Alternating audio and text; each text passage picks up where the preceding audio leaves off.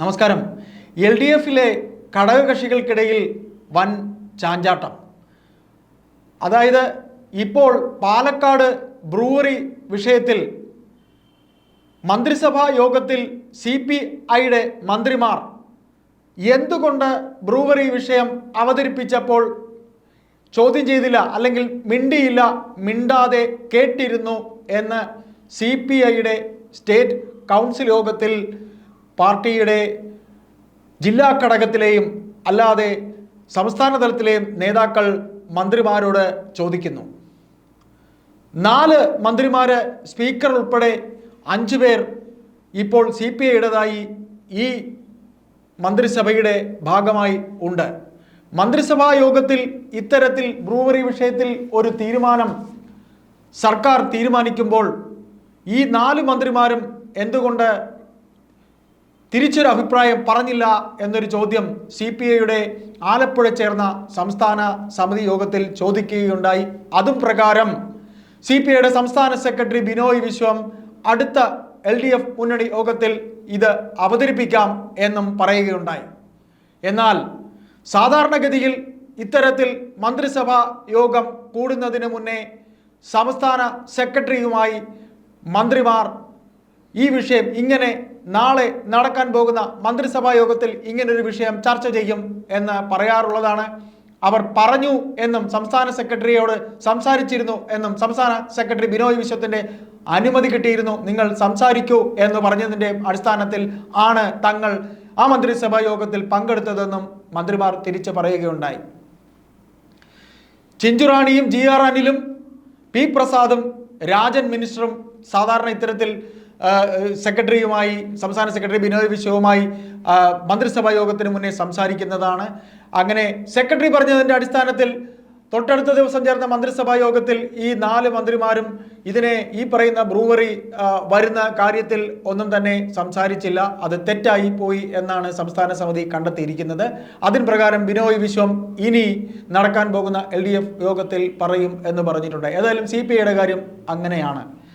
മറ്റൊന്ന് JDSന്റെ പ്രതിഷേധമാണ്. JDSന്റെ മന്ത്രി K കൃഷ്ണൻകുട്ടി ഒരു കർഷകനാണ്.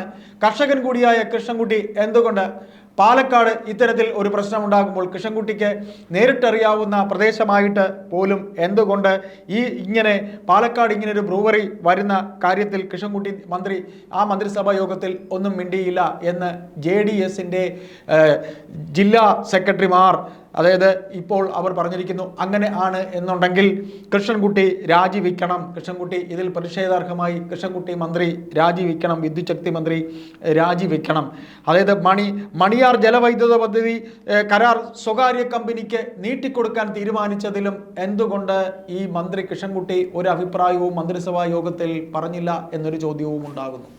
ഏതായാലും ഈ നിമിഷം വരെ CPM എന്ന വലിയേട്ടൻ LDF മുന്നണിയിൽ ഇത്തരത്തിൽ ഇതുവരെയും അവർ എടുക്കുന്ന തീരുമാനങ്ങളിൽ അവർ തന്നെ പോവുകയും മറ്റുള്ളവരെ അടിച്ചവിടെ ഇരുത്തുകയും അവർ വിചാരിക്കുന്ന നയം നടപ്പിലാക്കുകയും ചെയ്തതായിരുന്നു പതിവ് എന്നുണ്ടെങ്കിൽ ADGP അജിത് കുമാറിനെ അദ്ദേഹത്തിന് ക്രമസമാധാന ചുമതലയിൽ നിന്ന് മാറ്റണമെന്നും തൃശ്ശൂർ പൂരം കലക്കിയതിൻ്റെ കാരണക്കാരൻ അജിത് കുമാറാണ് എന്ന് പറഞ്ഞുകൊണ്ട് അജിത് കുമാറിനെ മാറ്റുന്ന കാര്യത്തിൽ കർശനമായ നിലപാട് എടുക്കാനായിട്ട് അന്ന് LDF ഇത്തരത്തിൽ ഒരു LDF യോഗത്തിൽ ഈ പറയുന്ന CPIയുടെ നേതാവ് ബിനോയ് വിശ്വം, സംസ്ഥാന സെക്രട്ടറി ബിനോയ് വിശ്വവും JDSന്റെ നേതാക്കളും LDF യോഗത്തിൽ പറയുകയുണ്ടായി. ഏതായാലും ഇത്തരത്തിൽ ഈ ബ്രൂവറി വിഷയത്തിൽ ഇതുവരെ CPM എടുത്തിരുന്ന നിലപാടിന്, അതായത് അവർ എടുക്കുന്ന നിലപാട് ഒന്നും മിണ്ടാതെ മുന്നണി യോഗത്തിലും അല്ലെങ്കിൽ മന്ത്രിസഭാ യോഗത്തിലും ഘടകകക്ഷികൾ അംഗീകരിച്ചു കൊള്ളും എന്നൊരു ധാരണയായിരുന്നു ഉണ്ടായിരുന്നുവെങ്കിൽ CPIയും JDSും അതിനെ എതിർത്തിരിക്കുന്നു. വനഭൂമി നിയമ ബില്ലിനെ സംബന്ധിച്ച് എതിർത്തിരുന്ന ജോസ് കെ മാണി തുടങ്ങിയ ഒരു വിഭാഗം ആ ഭൂമി സംരക്ഷണ നിയമ ബില്ല് ഇപ്പോൾ പിൻവലിച്ചു കഴിഞ്ഞിരിക്കുന്ന അവസ്ഥയിൽ അവർ ഇനിയിപ്പോൾ ഈ വിഷയത്തിൽ ഇനി മാണി വിഭാഗം, ജോസ് കെ മാണി അടങ്ങുന്ന, അതായത് കേരള കോൺഗ്രസ് മാണി വിഭാഗം മുന്നണി യോഗത്തിൽ പറയുമോ എന്നുള്ള കാര്യം നമുക്ക് കാത്തിരുന്ന് കാണാം.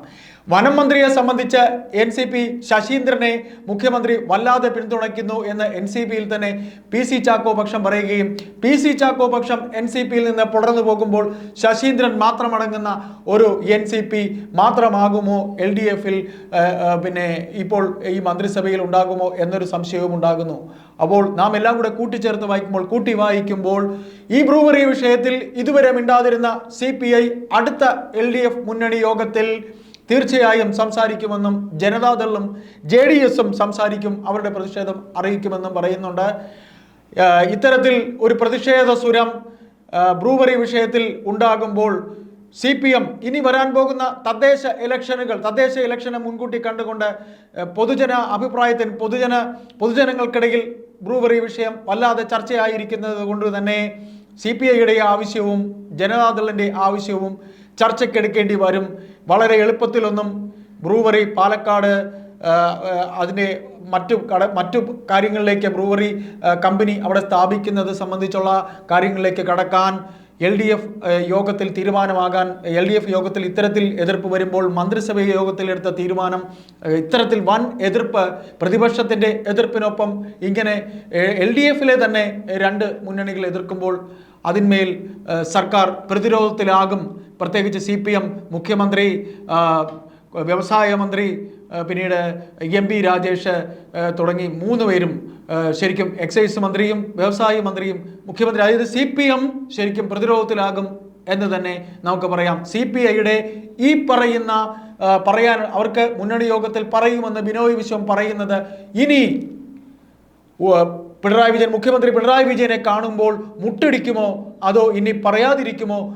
പാർട്ടിയിലെ സംസ്ഥാന സമിതി യോഗത്തിൽ എടുത്തൊരു തീരുമാനത്തിൽ ബിനോയ് വിശ്വം പറയുമോ എന്നുള്ളത്, അതായത് ADGP അജിത് കുമാറിനെ ലോ ആൻഡ് ഓർഡറിൽ നിന്ന് മാറ്റണം, തൃശ്ശൂർ പൂരം കലക്കിയത് അദ്ദേഹമാണ് എന്ന് പറഞ്ഞ് ഒരേപോലെ നിന്ന് പറഞ്ഞുകൊണ്ട് എതിർത്ത് അതിന്മേൽ മുഖ്യമന്ത്രിയെ കൊണ്ട് തീരുമാനം എടുപ്പിച്ചതുപോലെ ബ്രൂവറി വിഷയത്തിൽ CPIയുടെ എതിർപ്പ് എത്രത്തോളം ശക്തമായിരിക്കും, അത് നടക്കുമോ, അതിന്മേൽ മുഖ്യമന്ത്രിയും CPMും എന്ത് തീരുമാനിക്കും?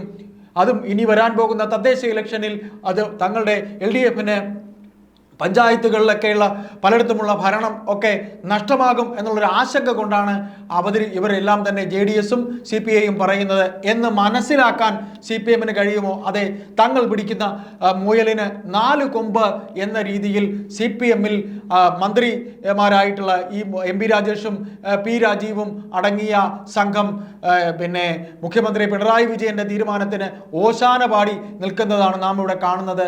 അതിനൊരു മാറ്റം CPIയുടെ എതിർപ്പിൽ ഉണ്ടാകുമോ എന്ന് നമുക്ക് കാണേണ്ടി വരും. അത് കാത്തിരുന്ന് കാണാം. നന്ദി, നമസ്കാരം.